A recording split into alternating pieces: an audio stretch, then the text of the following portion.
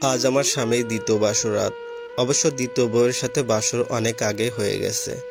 ঘরটা আমি নিজের হাতে সাজাচ্ছি, একদম আমার মনের মতো করে। কিছু কষ্ট সেই সাথে আনন্দ নিয়ে রুমটা সাজাচ্ছি। আমাদের বিয়ের বয়স 15 বছর চলে, কিন্তু এখনো আমি আমার স্বামীকে বাবা হওয়ার আনন্দ দিতে পারিনি। তাকে অনেকবার বলেছি একটা বিয়ে করো, কিন্তু সে বিয়ে করেনি, কারণ আমি কষ্ট পাবো। আমার শ্বশুর শাশুড়ি মারা গেছে অনেক বছর আগে। আমি সারাদিন বাসায় একা থাকি। একা একা কতক্ষণ থাকা যায়। সে সকাল হলে কাজে চলে যায়, কাজ শেষে আসে রাতে।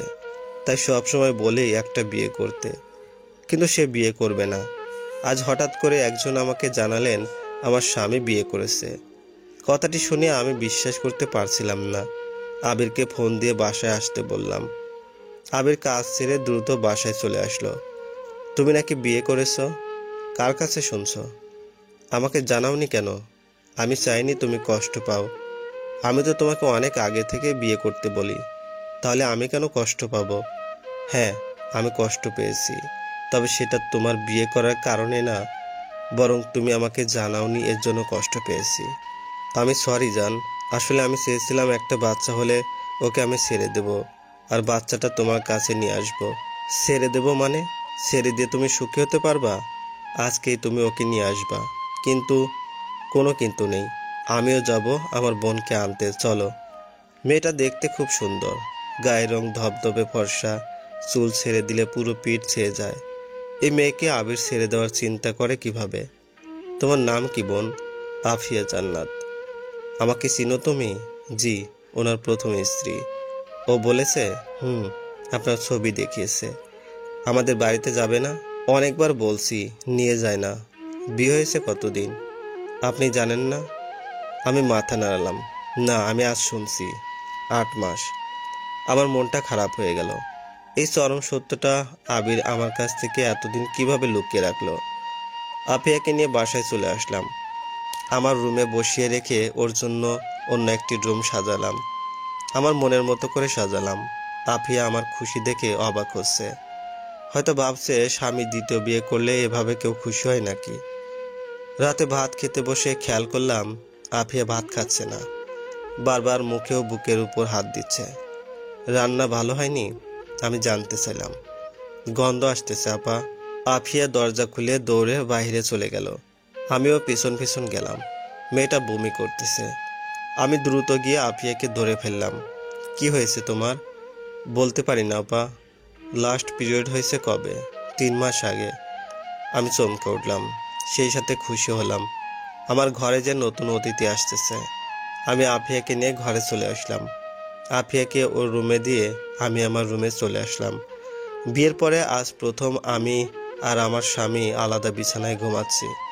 বিছানার এপাশ ওপাশ করে ঘুমানোর চেষ্টা করছি, কিন্তু ঘুম আসছে না। হঠাৎ দরজার দিকে চোখ পড়ল। আবির দাঁড়িয়ে আছে। আমি উঠে বসলাম। আবির ধীর পায়ে আমার দিকে এগিয়ে আসলো। বাসর ঘরে রেখে এখানে আসছো কেন? বাসর তো সেই 8 মাস আগে হয়ে গেছে। তা না হলে কি তোমার বোন বমি করতো? তারপরও আমাদের বাড়িতে তো আজ নতুন, তাই না? তোমার এখানে আসা ঠিক হয়নি। দেখো ভারিয়া, তোমাকে ছাড়া আমি বিয়ের পর থেকে একদিনও ঘুমাইনি, তাই আজও ঘুমাবো না। এটা কেমন কথা? তুমিও তো আমাকে ছাড়া ঘুমাতে পারছিলে না। আমি অবাক চোখে আবিরের দিকে তাকিয়ে রইলাম। ছেলেটা দ্বিতীয় বিয়ে করলেও আমার প্রতি ভালোবাসা কমেনি। আচ্ছা, আমরা তিনজনে একসাথে ঘুমাবো, ঠিক আছে? আমি আফিয়াকে নিয়ে আসি। আবির আফিয়াকে নিয়ে আসলো। আমি বিছানায় 3টি বালিশ দিয়ে দিলাম। এখানে নিয়ে আসছেন কেন? আমরা তিনজন এখানে ঘুমাবো তাই। কিন্তু আপাতত আমাদের ওই রুমে ঘুমাতে বলছেন। আমি আফিয়াকে টেনে আমার পাশে বসালাম। এখন বললাম আমরা একসাথে ঘুমাবো। পারবেন আমার সাথে ঘুমাতে? জি পারবো। আবিরকে মাঝ দিয়ে আমরা দুজন দুই পাশে শুয়ে পড়লাম। সকালবেলা নাস্তা খেয়ে আবির চলে গেল। আবির বাসা থেকে চলে গেলে আমার প্রতিদিন একা একা লাগতো। আজ আর একা একা মনে হচ্ছে না। আফিয়া। জি আপা।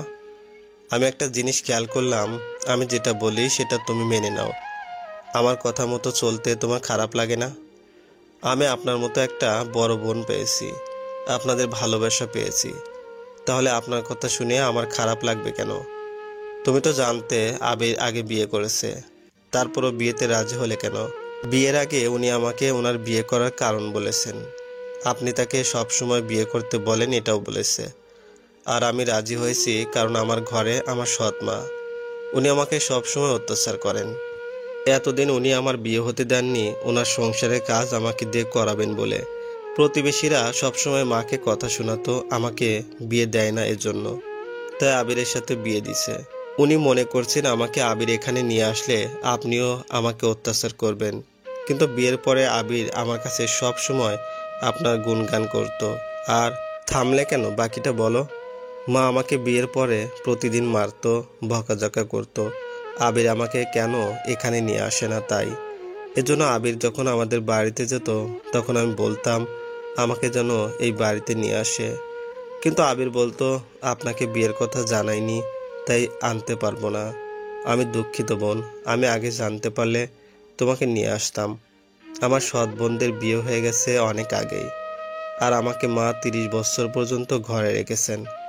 তাহলে তুমি আমার থেকে 5 বছরের ছোট, আর আবির তোমার থেকে 10 বছরের বড়। জি আপা। আফিয়া এ বাড়িতে এসেছে 4 মাস। আমাদের সারাদিন খুনসুটি ও দুষ্টুমিতে কেটে যায়। কিছুদিন ধরে আফিয়ার শরীরটা একটু বেশি খারাপ। আবিরকে অনেকবার বলেছি আফিয়াকে নিয়ে যেন একটু ডক্টরের কাছে নিয়ে যায়, কিন্তু আবির সময়ের অভাবে নিয়ে যেতে পারে না, তাই আমি নিয়ে গেলাম। ডক্টর জানিয়েছেন আফিয়ার শরীর অনেক দুর্বল, এতে বাচ্চার সমস্যা হতে পারে। তাই এখন থেকে আফিয়ার প্রতি আরও বেশি যত্নশীল হতে লাগলাম।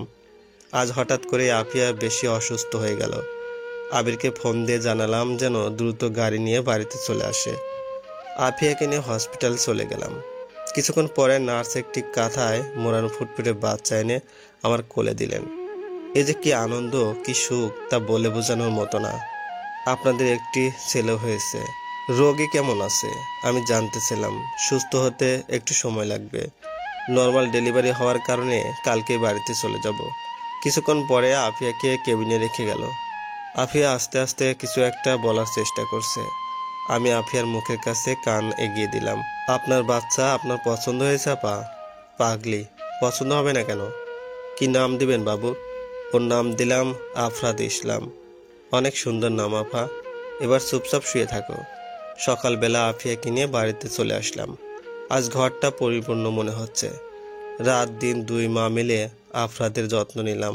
আফিয়া বলে ওর থেকেও নাকি আমি আফরাদকে বেশি ভালোবাসি। এখন আমার ঘরটা পরিপূর্ণ মনে হয়। আমার কথা বলার সাথেই আমার বাচ্চা, আমার ঘরে শান্তি সবই আছে। ঘরে কোনায় কোনায় সুখে ভরে উঠেছে। আফিয়া বাবুকে একটু খেতে দাও, ক্ষুধা লেগেছে। আপা আপনি খাওয়াতে পারলে হয়তো বাবুর আমাকে লাগতোই না। হ্যাঁ, বাবুর খাওয়া ছাড়া অন্য কোনো কাজে তোমাকে দরকার নেই। আমার মা আমাকে কত কষ্ট দিত, আর আমাদের ছেলে 2টা ভালো মা পেয়েছে। আমাদের ছেলে বুঝতেই পারবে না যে ওরা আসল মা কোনটা। সব সৎ মায়েরা সৎ মা হয় না আপা। কিছু সৎ মা আপন মায়ের থেকে বেশি আপন হয়। পাগলিটার কথা শুনে আমি আনমনে হেসে ফেললাম।